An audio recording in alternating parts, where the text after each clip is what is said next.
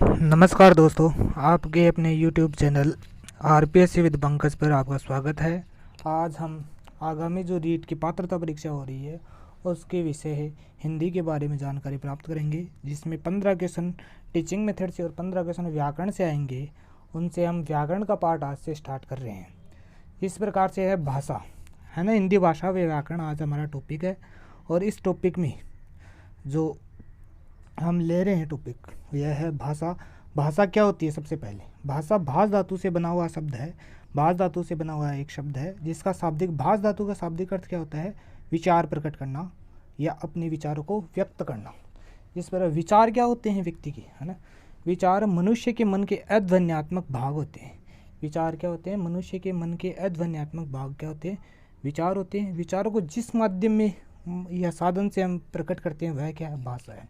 जिस प्रकार से मेरे विचार में आ रहा है, मैं हिंदी पढ़ा रहा हूँ तो ये अपने विचारों को बोलकर जिस प्रकार से बोल रहा हूँ, व्यक्त कर रहा हूँ, वह क्या है? भाषा है। अब भाषा की क्या विशेषताएं क्या होती हैं? भाषा अलग अलग है। जिस प्रकार भाषा की विशेषता निम्न है, जो है भाषा अर्जित संपत्ति है। सबसे पहले है कि भाषा कौन सी है? अर्जित संपत्ति है। अर्जित संपत्ति अर्जित कैसे? पैतृक संपत्ति नहीं है। इस किस प्रकार? जैसे कि यह हमें माता पिता से प्राप्त नहीं होती, यह स्वयं हमें अर्जित करनी पड़ती है ना। यह हमें स्वयं अर्जित करनी पड़ती है, न कि हमें माता पिता या वंशानुगत नहीं होती है, यह स्वयं अर्जित करनी पड़ती है। दूसरी विशेषता इसकी सामाजिक प्रक्रिया। सामाजिक प्रक्रिया किससे? भाषा को हम समाज के द्वारा सीखते हैं, समाज के द्वारा सीखते हैं, ठीक है, इसलिए यह किसी प्रक्रिया एक सामाजिक प्रक्रिया है। तीसरी, ये अंतिम स्वरूप नहीं होता है। भाषा का क्या? अंतिम स्वरूप नहीं होता, यानी कि भाषा में परिवर्तन होते रहते हैं। कोई विशेष यानी कि अंतिम स्वरूप, अंतिम जिस यानी कि कोई लास्ट की सीमा नहीं होती है, इसकी अंतिम सीमा नहीं होती है कि यहाँ पे इसका अंत हो गया। अंतिम और आगे में परिवर्तन होता रहता है शब्द में। चौथी, ये परिवर्तनशील है, यानी कि भाषा जिस प्रकार यहाँ कुछ अलग चल रही है, दूसरे देश में अलग और क्षेत्र विशेष के ऊपर निर्भर करती है। और इसके पांचवी विशेषता मानक स्वरूप होता है। मानक स्वरूप यानी कि जिस प्रकार देवनागरी लिपि है, अलग अलग लिपि है, देवनागरी लिपि हो गई, व्याकरण की लिपि व्याकरण में लिखे रूप हो गया, और अंग्रेजी की अलग लिपि आ गई, उस प्रकार, है ना, ABC इस प्रकार हमें लिखना पड़ता है, जो अलग अलग रूप हो गया इसका। तो ये क्या हो गया? भाषा की ये विशेषता होगी। और एक और विशेषता कि भाषा का स्वरूप कठिन से सरल की ओर होता है। कैसे? भाषा का स्वरूप कठिन से सरल की ओर होता है, यानी कि शुरुआत में प्रारंभिक रूप से हम भाषा को सीखने में कठिनाई महसूस करते हैं, किंतु बाद में यह हमें सरल लगती है। एक बार सीखने के बाद यह हमें सरल लगने लगती है, और इस प्रकार ये विशेषताएं अलग अलग है, आदि कई विशेषताएं हैं। अब भाषा को सीखने के लिए मनोवैज्ञानिक दृष्टिकोण 3 जरूरी है। कौन कौन से 3 गुणों की आवश्यकता होती है? पहला है जिज्ञासा, अनुकरण और अभ्यास। यानी कि किसी भी भाषा को यदि हम सीखना चाहते हैं तो हमारी उसमें जिज्ञासा होनी चाहिए। दूसरा, उसका अनुकरण होना चाहिए। अनुकरण किस प्रकार? यानी कि हम दूसरे को अनुकरण के द्वारा सीख सकते हैं, यानी कि दूसरा कैसे बोल रहा है यह सुनकर हम उसको सीख सकते हैं। तीसरा, अभ्यास के द्वारा। अभ्यास यानी कि मैं किस प्रकार जितना ज़्यादा अभ्यास करूँगा उतनी ज़्यादा भाषा पे क्या होगी? हमारी पकड़ होती है। इसलिए ये 3 गुण होने ही चाहिए। कौन सी? जिज्ञासा, अनुकरण और अभ्यास। यह है चौथी। अब अलग विशेषता जिस प्रकार है भाषा का विकास क्रम, भाषाई कौशल। भाषा का विकास क्रम या भाषाई कौशल, यानी कि भाषा का विकास किस प्रकार से होता है व्यक्ति का, है इसमें 4 आते हैं। 4 कौशल होते हैं भाषाई कौशल। पहला है लिसनिंग, स्पीकिंग, LSRW जिसको बोलते हैं, लिसनिंग, स्पीकिंग, रीडिंग और राइटिंग, है ना। लिसनिंग, स्पीकिंग, रीडिंग और राइटिंग, है ना, जिसको LSRW हर बार रीड के पेपर में इस यहाँ से एक क्वेश्चन आता है और इस प्रकार ये पूछा जाता है। अब भाषा के प्रकार कितने हैं, इस पे हम चर्चा करते हैं। भाषा के प्रकार है 3 प्रकार है। कौन कौन सी? मौखिक भाषा, लिखित भाषा और सांकेतिक भाषा। मौखिक भाषा कौन सी होती है? व्यक्ति अपने विचारों का विनिमय बोलकर करता है तथा सामने वाला उनको सुनता है। जैसे रेडियो से प्राप्त खबर है, साक्षात्कार है। व्यक्ति अपने विचारों का विनिमय कैसा करता है? बोलकर बताता है। यह कौन सी भाषा हो गई? मौखिक भाषा हो गई, और सामने वाला उनको क्या करता है? सुनता है। दूसरा प्रकार है भाषा का लिखित भाषा। कौन सा प्रकार है? लिखित भाषा। जिस प्रकार लिखित भाषा यानी कि लिखित रूप में हमें प्राप्त हो, जानकारी हमें लिखित रूप में प्राप्त हो, जैसे पत्र पत्रिकाएं, पाठ्य पुस्तक और समाचार पत्र आदि, है ना। पाठ्यपुस्तक जिस प्रकार कक्षा में आती है पाठ्यपुस्तकें, उनके द्वारा समाचार पत्रों में जो लिखित भाषा प्राप्त होती है। तीसरी भाषा का प्रकार है सांकेतिक भाषा। सांकेतिक भाषा यानी कि संकेतों के द्वारा हम भाषा का अनुसरण करते हैं, जो निम्न प्रकार कैसे किस प्रकार किया जाता है। क्रिकेट का एम्पायर हो गया, यातायात पुलिस का कर्मचारी आदि एग्जाम्पल हो गए, है ना। अब इनमें भाषा का सबसे सरल भाग कौन सा है और सबसे कठिन भाग कौन सा है, और ये हम जानकारी प्राप्त करते हैं। सबसे सरल भाग है मौखिक भाग, मौखिक भाषा है वो सबसे सरल भाग है। किस प्रकार मौखिक भाषा, उच्चारित शब्दों का सुनने वालों को अर्थ समझ में आ जाता है। जिस प्रकार से मैं बोल रहा हूँ, आज हिंदी भाषा के बारे में अध्ययन करेंगे तो ये मौखिक भाषा हो गई और आपको इसका साधारण रूप से अर्थ पता चल गया है। यानी कि ये सरल, यानी कि तुरंत जैसे मैं बोल रहा हूँ, मेरे विचार व्यक्त कर रहा हूँ, उसी प्रकार आप मेरे विचारों का अर्थ ग्रहण कर रहे हैं। और सबसे कठिन भाषा क्या है, सांकेतिक भाषा। सांकेतिक भाषा में कोई संकेत निश्चित नहीं होता है। जिस प्रकार कोई जिस या अलग अलग जिस मेरे द्वारा कोई इस प्रकार दिखा रहा है वो अलग है संकेत, और आपके द्वारा जो अलग है, और सभी को समझ में नहीं आता है। जैसे जानता है जो कोई गूंगा व्यक्ति है उसके लिए अलग होगा, हमारे लिए उसका अर्थ कुछ अलग होगा और अलग अलग है। और तीसरा है लिखित भाषा। लिखित भाषा यह सरल, जिस प्रकार दो रूप होते हैं लिखित भाषा के रूप में, ये सरल में भी होती है और कठिन रूप में भी होती है। सरल जो जानता है उसके लिए सरल होती है।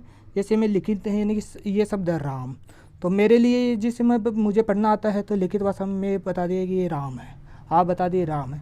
किंतु कोई अलग नाम आ गया, जिस प्रकार ये दूसरी लिपि में आ गया, वो नहीं जानता तो उसके लिए क्या है, कठिन है। ये इस प्रकार ये लिखित भाषा में क्या होगी, सरल भी होगी, जो जानता है उनके लिए सरल होगी, और कठिन क्या हो गया, जो नहीं जानता उसके लिए क्या होगी, कठिन होगी। अब है आगे से, अब आगे बढ़ते हैं। जब तक सार्थक ध्वनि का उच्चारण न किया जाए तब तक वह सांकेतिक भाषा होती है, तथा जब कोई चीज़ पढ़ने को न दिया जाए तो वह भी क्या होती है, सांकेतिक ध्वनि थी। सांकेतिक भाषा का ही क्या होता है, रूप होता है। सार्थक ध्वनि, सार्थक ध्वनि यानी कि बोलने वाला, जिस प्रकार बोलने वाला यानी कि सार्थक ध्वनि हो, सार्थक यानी जिसका अर्थ कोई निकले, कोई ना कोई अर्थ निकले, वह सार्थक ध्वनि होगी। जिसका उच्चारण नहीं होता है, सार्थक ध्वनि का उच्चारण नहीं होता है, तब तक वह कौन सी भाषा होती है, सांकेतिक भाषा। जैसे कार का हॉर्न, कार का हॉर्न क्या है, एक सांकेतिक भाषा है, क्योंकि कोई इसका अर्थ नहीं है विषय, ये हमें संकेत कर रहा है कि यहाँ पर जाओ या आगे कोई साधन है या कुछ अलग चीज़ है। तो कार का हॉर्न क्या है, एक सांकेतिक भाषा है।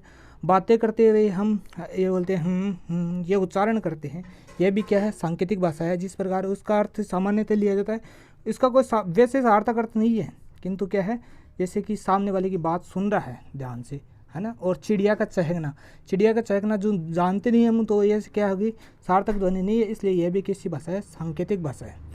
अब और एग्जाम्पल क्या है, राइट टर्न, यह सांकेतिक भाषा है क्योंकि यह पढ़ने योग्य नहीं संकेत है ना।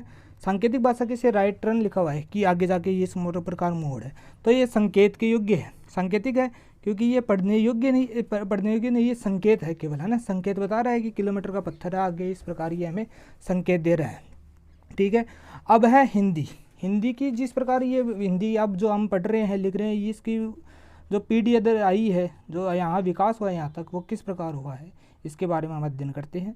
पहले ऐतिहासिक दृष्टिकोण से, ऐतिहासिक दृष्टिकोण से किस प्रकार है, संस्कृत से आई है। जैसे संस्कृत शुरुआत में संस्कृत की आई, जो मूल भाषा थी हमारी, वो ये दो प्रकार से आगे जाके इसका विभाजन हुआ, एक तो वैदिक और एक लौकिक संस्कृत रूप में। वैदिक संस्कृत जो वेदों में और उपनिषद में काम आती है, और लौकिक संस्कृति में जिस प्रकार रामायण, और शुरुआत में क्या लिखा गया, रामायण और महाभारत लिखे गए। बाद में लौकिक का आगे विभाजन हुआ पाली भाषा में। पाली भाषा में जो बौद्ध धर्म आए, उसमें त्रिपिटक ग्रंथ लिखा गया बौद्ध धर्म का, वो पाली भाषा में लिखा गया।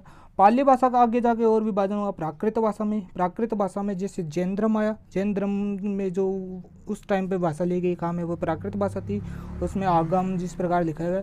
और यहाँ से क्या हुआ, शब्दों का रूप बिगड़ना चालू हो गया। जिस प्रकार रामेश्वर कोई शब्द है तो रामेश्वर का क्या बन गया, रामेश्वर बनने लगा।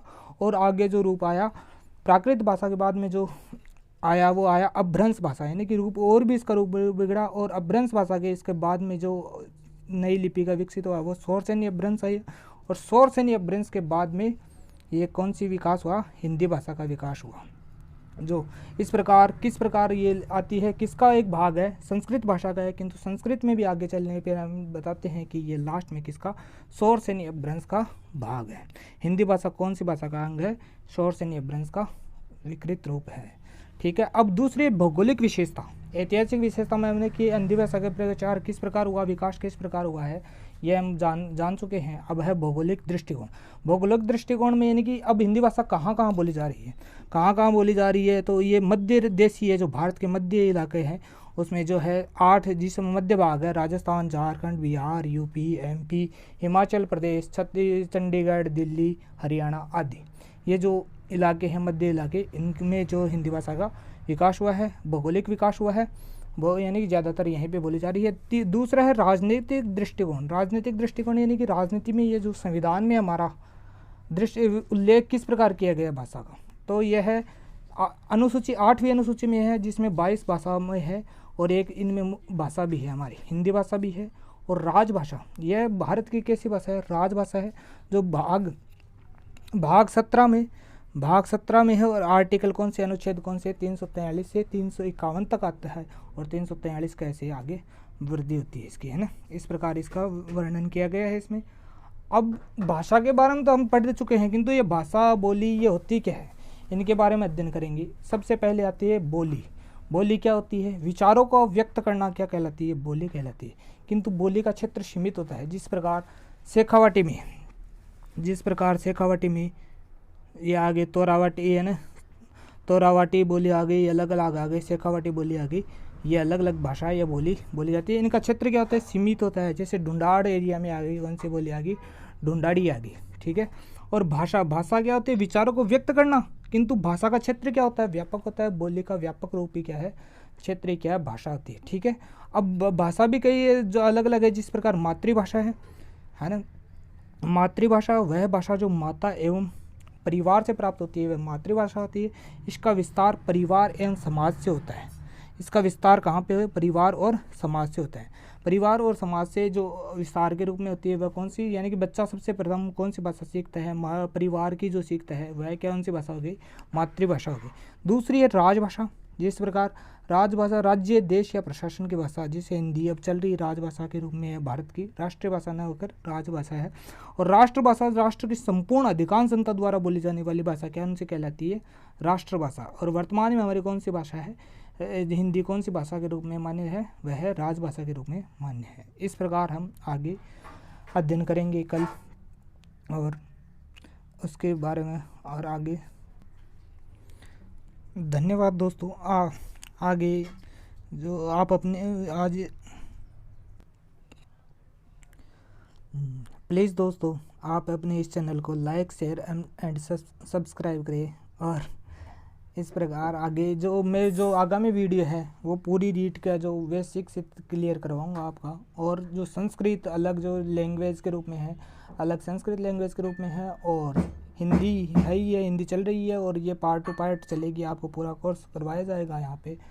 और साइंस, मैथ और साइको के भी पूरी वीडियो अपलोड करवाए जाएंगे। आप अपने इस चैनल को आगे अपने दोस्तों को शेयर कीजिए, लाइक कीजिए और सब्सक्राइब कीजिए। धन्यवाद।